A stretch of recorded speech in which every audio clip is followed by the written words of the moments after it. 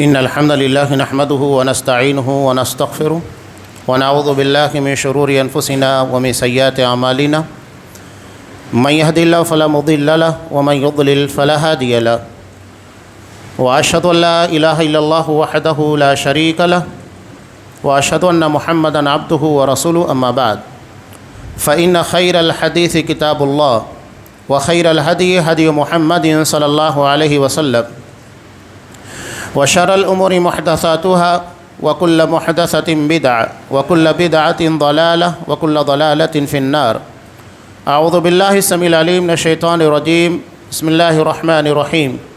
يا أيها الذين آمنوا اتقوا الله حق تقاته ولا تموتن إلا وأنتم مسلمون.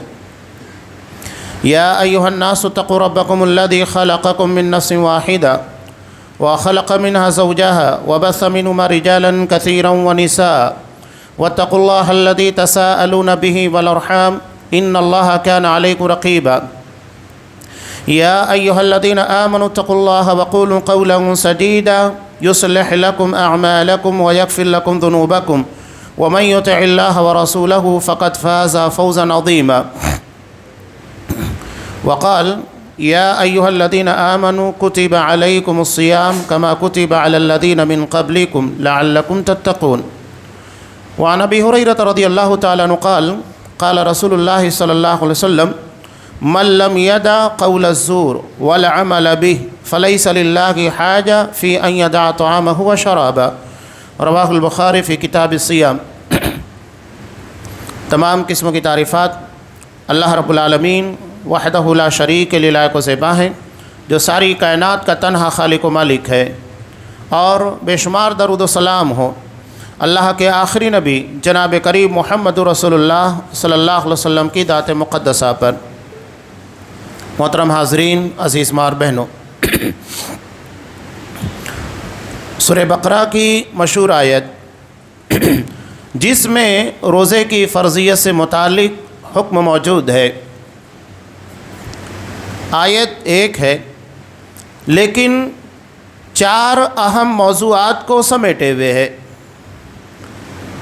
اللہ نے کہا یا ایھا الذین آمنو، اے ایمان والو. اللہ نے یہ نہیں کہا یا ایھا الناس، اے لوگو، کہا ایمان والو. اس کا مطلب یہ ہے کہ آگے جو احکامات دیے جا رہے ہیں وہ اہل ایمان کے لیے ہیں. امت 2 قسموں کی ہے. ایک ہے امت دعویٰ، یعنی جن کے سامنے دعوت پیش کی گئی. دنیا کے تمام انسان امت دعویٰ ہیں، چاہے مسلمان ہوں یا غیر مسلم. ان تمام لوگوں کے سامنے دعوت کو پیش کیا گیا ہے. اب اس میں مسلمان امت اجابہ ہیں، یعنی جنہوں نے نبی کی دعوت کو ایکسیپٹ کیا، قبول کیا. تو اب یہاں کن لوگوں کو حکم دیا جا رہا ہے؟ مخاطب کون ہے؟ مخاطب ہیں امت دعویٰ نہیں، امت اجابہ، یعنی جنہوں نے اللہ کی دعوت کو قبول کیا ہے. اب قبول کیا ہے تو اس کا مطلب یہ نہیں کہ صرف زبان سے اظہار کر لیا کافی ہے، نہیں، بلکہ جس بات کا تم نے دعویٰ کیا ہے اس دعوے کے پر دلیل دیجئے. اب یہاں ان لوگوں کا رد ہوتا ہے جو یہ کہتے ہیں کہ صرف زبان سے کلمہ پڑھ لینا کافی ہے. نہیں، کلمے کے ساتھ اس کے معنی اور مفاہیم اور اس کے تقاضوں کو پورا کرنا ضروری ہے. اسی طرح صرف زبان سے اسلام قبول کرنا کافی نہیں جب تک کہ اسلام کے تقاضوں کے مطابق عمل نہ کیا جائے. آپ نے دعویٰ کر لیا کہ ہاں میں مسلمان ہوں، تو آپ کے مسلمان ہونے کی دلیل کیا ہے؟ پروف کیا ہے؟ آپ اگر کسی گھر میں رہتے ہیں تو ہم اگر پروف مانگیں کہ یہ گھر آپ کا ہے، کیا پروف ہے؟ تو انسان اس کے لیے کاغذات، ڈاکومنٹس پیش کرتا ہے کہ یہ میرا گھر ہے، میں نے خریدا یا میرے باپ دادا کے ذریعے مجھے ملا ہے، اس کے لیے پروف دیتا ہے. تو ایسے ہی مسلمان ہونے کے بعد اپنے اسلام کا اظہار کرنا، پروف کرنا، یہ لازمی ہے. صرف زبان سے آپ مسلمان بن گئے کافی نہیں. یہاں میں ضمناً ایک بات کہوں، ہمارے درمیان 2 طرح کے لوگ ہوتے ہیں. ایک عبادت کرنے والے وہ ہوتے ہیں جو رسمی طور پر، یعنی تمام لوگوں کی دیکھا دیکھی، لوگ نماز پڑھنے کے لیے آ رہے ہیں چلے آتے ہیں، روزہ رکھ رہے ہیں رکھنے لگتے ہیں، یعنی بس بھیڑ کے پیچھے چل رہے ہیں۔ اور ایک وہ ہوتے ہیں جو حقیقت میں عبادت گزار ہوتے ہیں، ایک ہوتا ہے رسمی اور ایک ہوتا ہے حقیقی، کہ حقیقی طور کے پر واقعتاً یہ عبادت گزار ہے، اس کے مقصد کو سمجھ کر وہاں تک پہنچنے کی کوشش کرتے ہیں۔ تو رسمی مت بنیے گا، بلکہ اپنی عبادات کو انقلابی بنائیے، جو ہماری زندگی کے اندر انقلاب لائے، تبدیلیاں لائے، وہ عبادت مقصود ہے۔ حضرت عبداللہ ابن عمر رضی اللہ تعالیٰ عنہ سے ایک شخص نے سوال کیا کہ میں نے حج ادا کیا، حج ادا کرنے کے بعد میرا حج قبول ہو گیا، یہ مجھے کیسے معلوم ہوگا؟ انہوں نے کہا بالکل آسان بات ہے، اپنی حج کے پہلے کی زندگی اور حج کے بعد کی زندگی پر غور کرو کہ حج کے پہلے جو تم گناہ کرتے تھے تم نے چھوڑ دیا، یا جو نیکیاں تم نہیں کرتے تھے حج کی ادائیگی کے بعد ان نیکیوں کو کرنے لگ گئے، اس کا مطلب یہ ہے کہ تمہارا حج قبول ہو گیا، یعنی وہ حج تمہاری زندگی کے اندر انقلاب لے کر آیا۔ تو انقلابی چیزیں ہونا چاہیے، رسمی نہیں۔ اس کے پر ایک واقعہ میں آپ کے سامنے پیش کر رہا ہوں تاکہ آگے کی باتوں کو سمجھنے میں آسانی ہو۔ امام ترمذی رحمۃ اللہ علیہ نے ابواب تفسیر کے اندر حضرت مرثد بن ابی مرثد الغنوی رضی اللہ تعالیٰ عنہ، ان کی آپ بیتی آتم کتھا اسے بیان کیا۔ یہ بہت بڑے ڈاکو تھے اور ان کا پیشہ یہ تھا کہ رات کے وقت جب لوگ گہری نیند میں سوئے ہیں، انہیں کے گھروں کی دیوار کو پھلانگ کر جاتے، ان کے جانور کو اپنے کاندھے پر رکھتے اور اس کے بعد رفو چکر ہو جاتے، یعنی لوگوں کے مال و اسباب جانوروں کو لوٹنا، ڈاکہ زنی، یہ ان کا پیشہ تھا۔ میں بہت اختصار کے ساتھ اس چیز کو بیان کر رہا ہوں۔ یہ کہتے ہیں کہ ایک مرتبہ رات کے وقت عمومی طور کے پر ڈاکو کب جاتے ہیں، چور کب جاتے ہیں، جب لوگ گہری نیند میں سوئے ہوئے ہوں۔ یہ اسی وقت ایک مسلمان کے گھر میں مکہ میں داخل ہوئے، حیران ہو گئے کہ جس وقت لوگوں کو گہری نیند اپنی آغوش میں لیے ہوتی ہے، یہاں آواز آ رہی ہے۔ پہلی مرتبہ قرآن مجید کی تلاوت کو سنا تھا، سنتے ہی حیران ہو گئے، دل دے بیٹھے۔ سوچئے ایک مسلمان کے گھر میں ڈاکہ زنی کے چوری کے ارادے سے گئے، لیکن اللہ نے اس ڈاکو کو ہی رکھوالا بنا دیا۔ قرآن پہلی مرتبہ سنا، فیدا ہو گئے اور اس کے بعد سیدھے مدینہ گئے۔ مدینہ جانے کے بعد نبی کریم صلی اللہ علیہ وسلم کے ہاتھوں پر اسلام قبول کیا، لیکن انہیں جھجک بھی تھی، انہیں اپنا ماضی ستا رہا تھا کہ میں نے ماضی میں بہت غلطیاں کی۔ یہی دراصل احساس ہر مسلمان کے اندر ہونا چاہیے کہ ایک نو مسلم وہ مسلمان ہونے کے وقت اس بات کے بارے میں فکر مند ہے میرے گناہ بہت زیادہ ہیں، تو ہمیں بھی اپنی زندگی کے بارے میں غور و فکر کرنے کے بعد جائزہ لینا چاہیے کہ ہمارے گناہ کتنے ہیں، دوسروں کی نہیں۔ آج ہمارے ہاں دوسروں کی بڑی فکر، اپنی فکر نہیں ہے۔ قرآن مجید ایک بہت پیاری بات کہتا ہے، بل الانسان علی نفسہ بصیرہ، انسان اپنے نفس کے بارے میں، اپنے آپ کے بارے میں سب سے بہترین جانکار ہے۔ وہ جتنا اپنے بارے میں جانتا ہے دوسروں کے بارے میں نہیں جانتا، تو اپنی فکر کیجئے، یہ زیادہ بہتر ہے۔ ہاں، دوسروں کی غلطی کی اصلاح کرنا یہ بھی ذمہ داری ہے، لیکن اس کا مطلب یہ نہیں کہ اپنا سب چھوڑ کر صرف دوسروں کے پیچھے لگنا ہے۔ بہرحال انہیں احساس ستا رہا تھا، تو نبی کریم صلی اللہ علیہ وسلم سے کہا کہ اللہ کے رسول میرے گناہ بہت زیادہ ہیں۔ آپ صلی اللہ علیہ وسلم نے کہا الاسلام یہدم ما قبلہ، اسلام اپنے سے پہلے کے تمام گناہوں کو بخش دیتا ہے، مٹا دیتا ہے۔ یہ اسلام کے قبول کرنے کی فضیلت ہے، خاصیت ہے۔ وہ مسلمان ہو گئے۔ اب یہاں ایک اور واقعہ میں اٹیچ کرتا ہوں، بہت مختصر۔ حضرت ابو ذر غفاری رضی اللہ تعالیٰ عنہ، ان کے بارے میں کون نہیں جانتا، جن کی فضیلت میں اللہ کے رسول صلی اللہ علیہ وسلم نے بیان کیا، بخاری کی روایت، کہ سورج مشرق کے بجائے مغرب سے نکل سکتا ہے، لیکن دنیا ابو ذر کی مثال نہیں پیش کر سکتی۔ یہ ان کے زہد، تقوی، پرہیزگاری کا عالم تھا۔ کیوں؟ یہ بھی پہلے ڈاکو تھے، ان کا قبیلہ ہی غفار ڈاکہ زنی کے اندر مشہور تھا، اور حضرت ابو ذر غفاری رضی اللہ تعالیٰ عنہ خود بہت بڑے ڈاکو تھے، لیکن اللہ کے رسول صلی اللہ علیہ وسلم کی آمد کی خبر ہوئی اور ایک طویل واقعہ ہے، مسلمان ہو گئے۔ مسلمان ہونے کے بعد انہیں اپنا ماضی ستاتا تھا کہ کس قدر بے رحمی کے ساتھ لوگوں کے مال لوٹا کرتا تھا۔ سوچئے کہ ایک آدمی جو اپنی برسوں کی کمائی لے کر چلا ہے اور دوران سفر ہے، وہ تو ایسے ہی اپنی منزل سے دور ہے، اور سفر کے دوران اگر اس کے مال کو لوٹ لیا جائے اور لوٹتے وقت تو اس کی جان بھی لے لی جائے، اس کے پر کیا بیتتی ہوگی۔ وہ ماضی انہیں ستاتا تھا کہ میں نے لوگوں کے ساتھ کتنی زیادتی کی ہے۔ یہی وجہ ہے کہ وہ 3 دن سے زیادہ اسباب، اگر 3 دن کے لیے ان کے پاس کھانا رہنے سہنے کی چیزیں ہیں، اس سے زیادہ کا وہ ذخیرہ نہیں کرتے، بلکہ تمام چیزیں وقف کر دیا کرتے تھے، صدقہ کر دیا کرتے تھے۔ یہ ان کا ماضی تھا۔ تو یہاں حضرت مرثد بن ابی مرثد الغنوی رضی اللہ تعالیٰ عنہ کا بھی معاملہ وہی تھا کہ مسلمان ہونے کے بعد نماز کا وقت تھا، اللہ کے رسول صلی اللہ علیہ وسلم کے پیچھے نماز ادا کی۔ نماز پڑھنے کے بعد اللہ کے رسول سے سوال کرنے لگے، اللہ کے رسول یہ بتائیے اب میں کیا کروں۔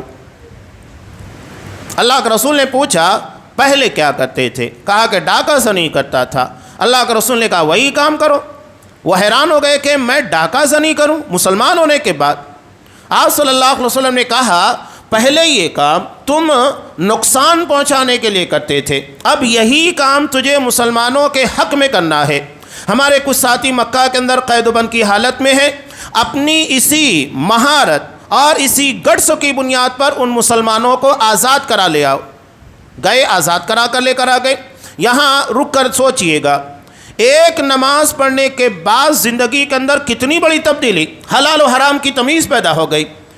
حالانکہ برسوں سے جو چیز کر رہے تھے، اللہ کے رسول نے کہا تو حیران، کہا کہ میں وہی کام کروں مسلمان ہونے کے بعد۔ اب ہر مسلمان کو اس موڑ پر آ کر سوچنا چاہیے۔ اس صحابی نے ایک نماز ادا کی، زندگی تبدیل ہو گئی۔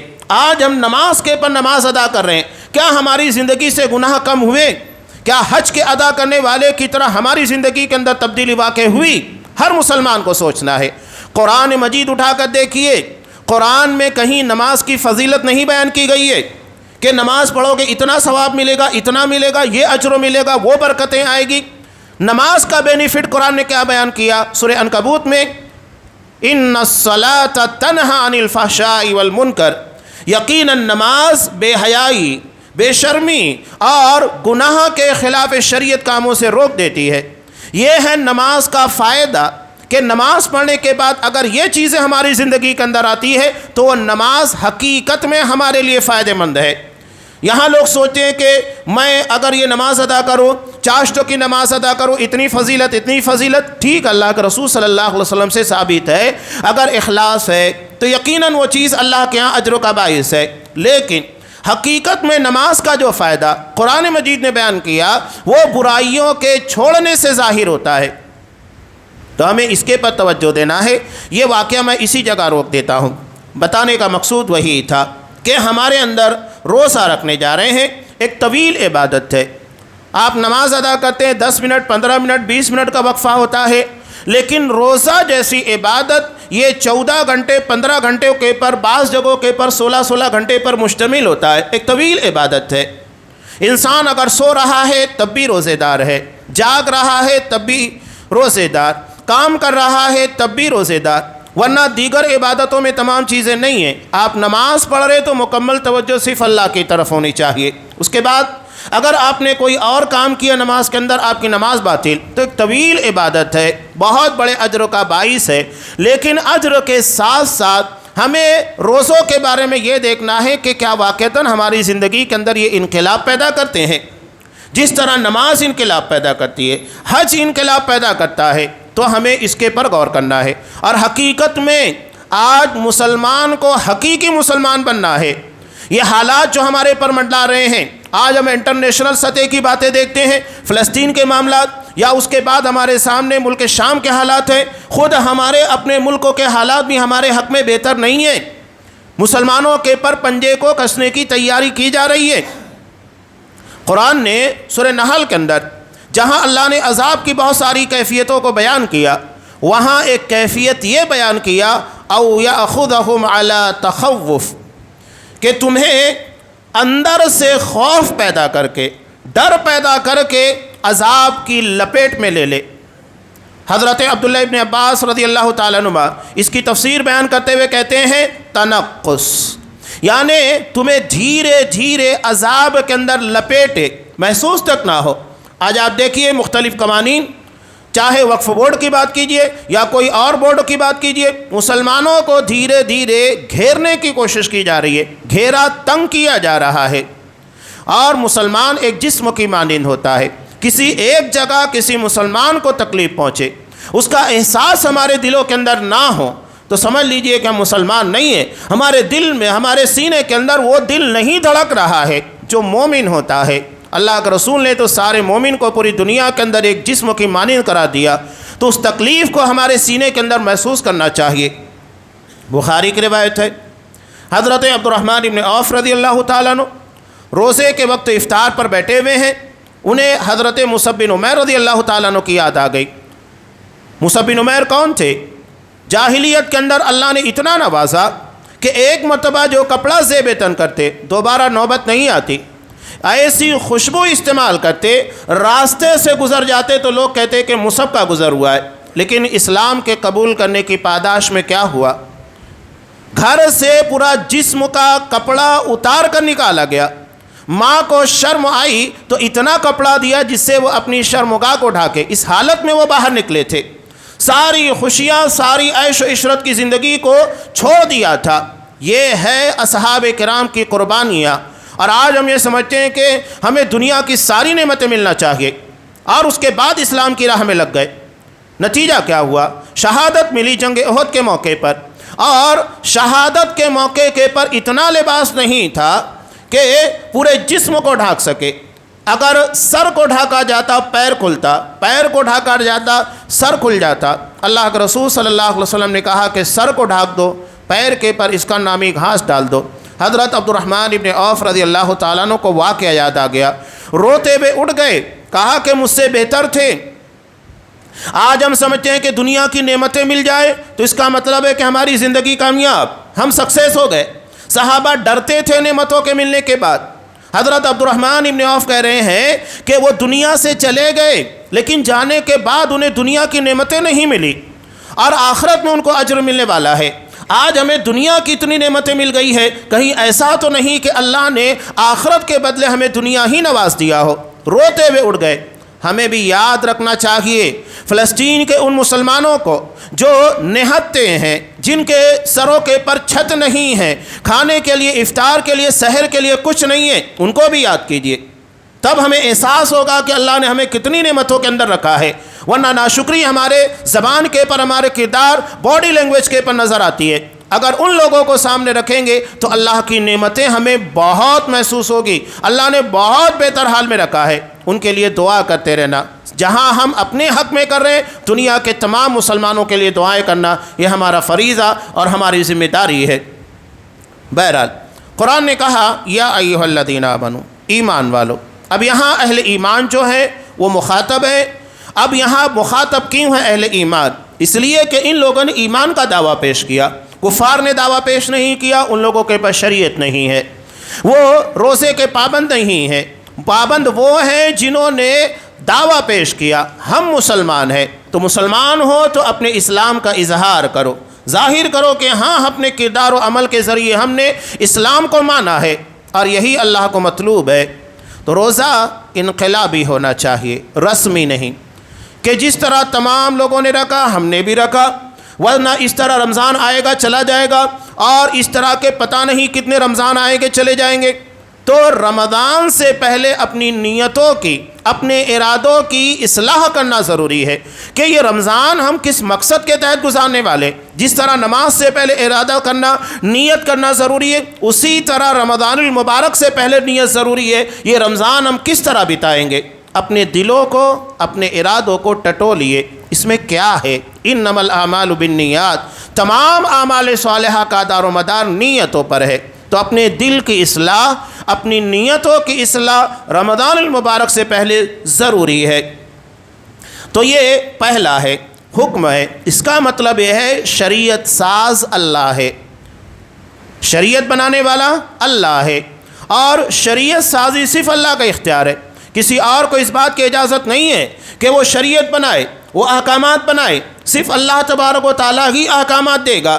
اور اگر کوئی شخص دین کے اندر اپنی طرف سے کچھ چیزوں کا اضافہ کرے یا اپنی طرف سے کوئی عبادت کر لے تو اس سے بڑا مجرم کوئی نہیں، بلکہ اللہ نے اس کے بارے میں سورہ شورى میں کہا کہ ام لہم شرکاء شرعوا لہم من الدین ما لم یأذن بہ اللہ، کہ کیا ان لوگوں نے اللہ کے پارٹنر شریک بنا لیے ہیں اور وہ اپنی طرف سے کچھ عبادتیں کر رہے ہیں جسے اللہ نے اجازت نہیں دی۔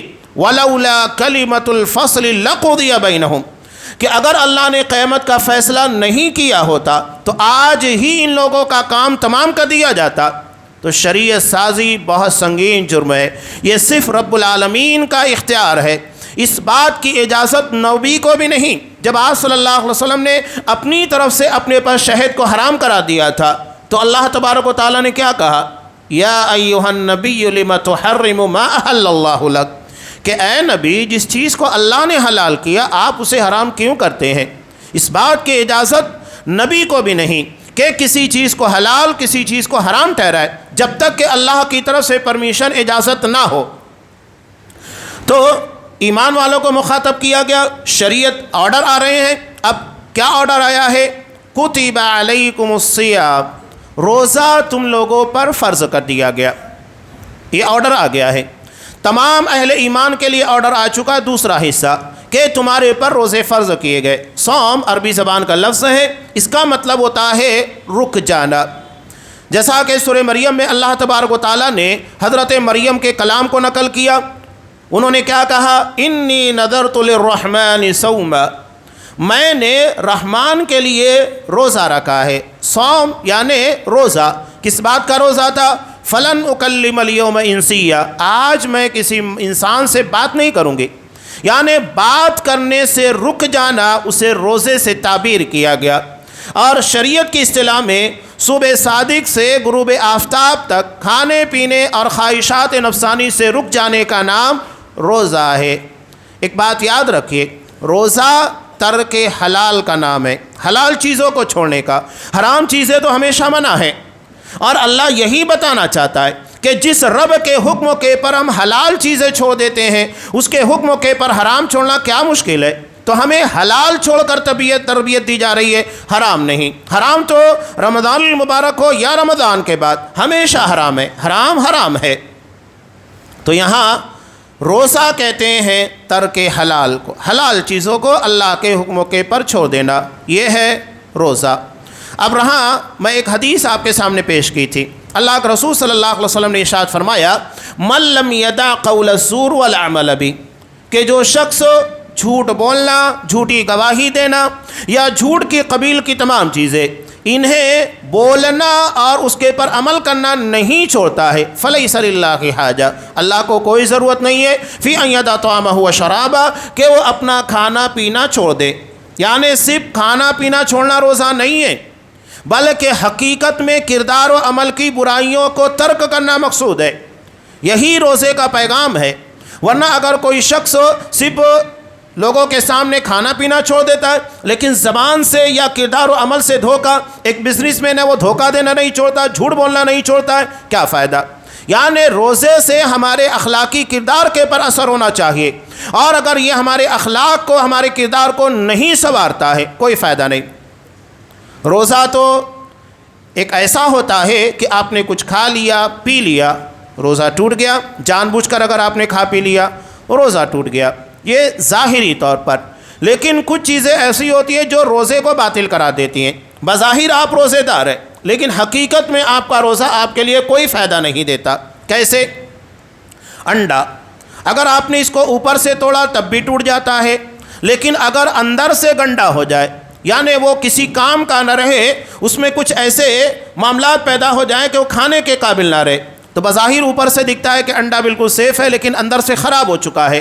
تو ایسے ہی بہت سارے روزے دار ہوتے ہیں کہ جن کا روزہ اندر سے خراب ہوتا ہے، بظاہر دکھتا ہے کہ روزے دار ہے لیکن وہ جھوٹ بولنا، جھوٹ کے پر عمل کرنا یا خلاف شریعت کام، ان تمام چیزوں سے اپنے روزے کو باطل کرا دیتے ہیں۔ ہمارے یہاں روزوں کے اندر لوگوں نے یہ بھی مزاج بنا لیا، ٹائم پاس، موبائل پر گیم کھیلتے رہو، اعتکاف میں بیٹھ گئے تب بھی گیم کھیل رہے ہیں، ٹی وی دیکھ رہے ہیں، کرکٹ کے اندر لگے ہوئے ہیں، کیا فائدہ روزہ رکھ کر؟ روزہ کیا ٹائم پاس کا ہے؟ کیا روزے کے ذریعے ہمیں ٹائم کس طرح بتانا چاہیے یہ بتایا گیا ہے، یا روزے کے ذریعے ہمارے کردار و عمل کے اندر کیا انقلاب پیدا ہونا چاہیے یہ بتانا مقصود ہے؟ یہ روزے کا پیغام ہے، وہ نہیں جو ہم سمجھتے ہیں۔ اور خاص طور سے میں سرپرستوں کو کہتا ہوں، اپنے بچوں کے پر نظر رکھیے گا کہ موبائل کے ذریعے ٹائم پاس کرنا یہ روزے کا مفہوم نہیں ہے، نہ مقصود ہے، بلکہ ان کی اخلاقی تربیت اور خراب ہوتی ہے۔ تو روزہ رکھ کر ان کے اخلاق، ان کے کردار اور بگڑے تو کیا فائدہ؟ بعض گیم ایسے ہوتے ہیں کھیلتے وقت تو شرک ہوتا ہے کہ باقاعدہ کسی اسٹیچو کے ساتھ بت کے سامنے جا کر اپنی پاور کو بڑھانے کے لیے وہاں عبادت کی جاتی ہے۔ اب چاہے آپ گیم کے اندر وہ کام کریں یا ریئل لائف کے اندر، دونوں شرک ہے کہ آپ غیر اللہ سے مدد مانگ رہے ہیں، اور یہ چیزیں گیمز کے اندر داخل ہیں، اور اگر نہیں بھی ہیں تو خلاف شریعت ہے۔ قرآن صاف کہتا ہے کہ اہل ایمان کی صفت کو بیان کرتے ہوئے کیا بیان کرتا ہے؟ یہ لوگ فضول چیزوں کے اندر اپنا وقت ضائع نہیں کرتے، یہ اہل ایمان کی صفات ہے۔ تو اپنے وقت کو ضائع نہیں کرنا ہے، یہ اتنا قیمتی ہے، ایک مرتبہ ایک لمحہ چلا گیا دنیا میں کبھی لوٹ کر آنے والا نہیں ہے۔ تو ہمیں اپنے وقتوں کو اس طرح کی فضول چیزوں کے اندر ڈال کر روزے کو باطل نہیں کرنا ہے۔ اب یہاں قرآن نے تیسری چیز بیان کی کہ یہ روزہ تمہارے پر فرض کیا گیا تو کوئی ایسی چیز نہیں ہے کہ تم سے پہلے لوگوں کو نہیں دیا گیا۔ کما کتب علی الذین من قبلکم، جیسا کہ تم سے پہلے لوگوں پر فرض کیا گیا۔ یہ تاریخ ہے روزے کی، ہسٹری، کہ یہ ہمیشہ سے چلایا ہے۔ آپ غیر مسلموں میں دیکھیے اپاس نام سے، حالانکہ وہ اس شکل میں نہیں رکھتے جیسا کہ مسلمان رکھتے ہیں۔ اور یہاں ایک واقعہ میں بیان کرتا ہوں بڑے اختصار کے ساتھ۔ ایک لمبا پیریڈ میرا مہاراشٹر کے ایک گاؤں داوروڑی میں گزرا ہے۔ وہاں غیر مسلموں کی طرف سے سال میں ایک مرتبہ پارٹی کا اہتمام کیا جاتا ہے رمضان المبارک میں، اور غیر مسلموں تک پیغام پہنچانے کا ایک اچھا ذریعہ ہوتا ہے۔ تو روزے کے تعلق سے جب یہ ایکسپلین میں نے کیا اور وضاحت کی کہ روزہ صرف کھانے پینے کو چھوڑ دینے کا نام نہیں ہے، بلکہ اس کے ذریعے ہمارے کردار و عمل کے اندر چیزیں پیدا ہونا چاہیے، سچ بولنا، سچائی اختیار کرنا، جھوٹ سے بچنا، کسی کو تکلیف نہ دینا، کسی کی غیبت چغلی، تمام چیزیں نہ کرنا، روزے کے جو مقاصد ہے۔ تو وہ حیران، وہ لوگ یہ سمجھ رہے تھے کہ روزہ صرف یہ ہوتا ہے کہ کھانا پینا چھوڑ دو، اس لیے کہ ان لوگوں کے نزدیک روزہ اپاس بس وہی ہے کہ کچھ چیزوں کو چھوڑ دینا چاہیے، حالانکہ روزے کا اصل مقصود ہمارے کردار و عمل کے پر ہونا چاہیے، نہ کہ صرف کھانے پینے کی چیزوں کو چھوڑنے پر۔ کھانا پینا چھوڑنے سے انسان کو صرف اپنا ذاتی فائدہ ہوگا، لیکن اگر غیبت، برائیاں اور اس طرح کے تمام برے اعمال کو چھوڑے تو اس کے ساتھ ساتھ پورے سماج کے پر اچھے اثرات پڑیں گے۔ تو حقیقت میں پرفیکٹ مین کون ہوتا ہے؟ متقی، جس کا مقصد بیان کیا گیا روزے کا، وہ ہوتا ہے جو اپنی ذات کے ساتھ دوسروں کو نقصان نہ پہنچائے۔ خیر الناس من ينفع الناس، لوگوں میں سب سے بہتر کون ہوتا ہے؟ جو لوگوں کو فائدہ پہنچائے، یہ حقیقت میں ہے۔ اور متقی وہی ہوتا ہے جو اپنی ذات کے ساتھ دوسروں کو بھی فائدہ پہنچاتا ہے۔ اب یہاں قرآن نے یہ کیوں کہا کما کتب علی الذین من قبلکم، جیسا کہ تم سے پہلے لوگوں پر فرض کیا گیا۔ اب کوئی چیز ہم مثال دیتے ہیں، ابھی مسلمانوں کے درمیان روزہ نہیں تھا تو قرآن نے ایک مثال دی کہ تم سے پہلے لوگوں پر یہ روزہ رکھا گیا ہے، فرض کیا گیا، وہ بھی رکھتے تھے۔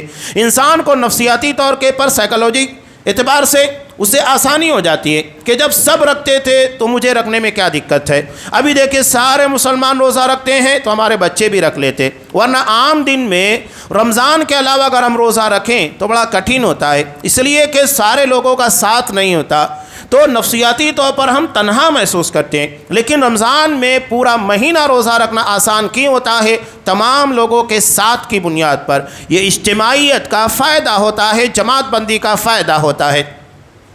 ہم ایک مثال دیتے ہیں نا کہ اگر کسی شخص نے شیر کو نہیں دیکھا تو ہم کیا کہتے ہیں؟ اس کی مثال دیں گے نا کہ وہ بالکل بلی کی طرح ہوتا ہے، بڑا ہوتا ہے۔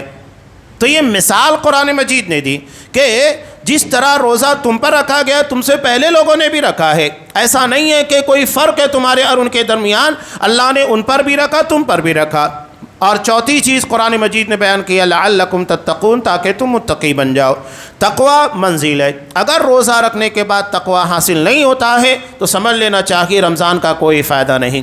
ہمیں ٹارگیٹ دیا گیا ہے متقی یعنی پرفیکٹ مین بننے کا، جو اپنے ذاتی طور کے پر نقصان نہیں پہنچاتا، فائدہ پہنچاتا ہے، اور اس کی زبان اس کے کردار سے کسی کو نقصان نہیں پہنچتا، یہ اصل میں متقی ہوتا ہے۔ متقی، تقوی، بہت ساری چیزیں انشاءاللہ رمضان المبارک میں اس ضمن میں آتی رہے گی۔ تو ایک آیت میں 4 چیزوں کا تذکرہ۔ پہلا ہے ایمان والوں کو مخاطب کیا گیا، یعنی روزہ صرف اہل ایمان پر فرض ہے۔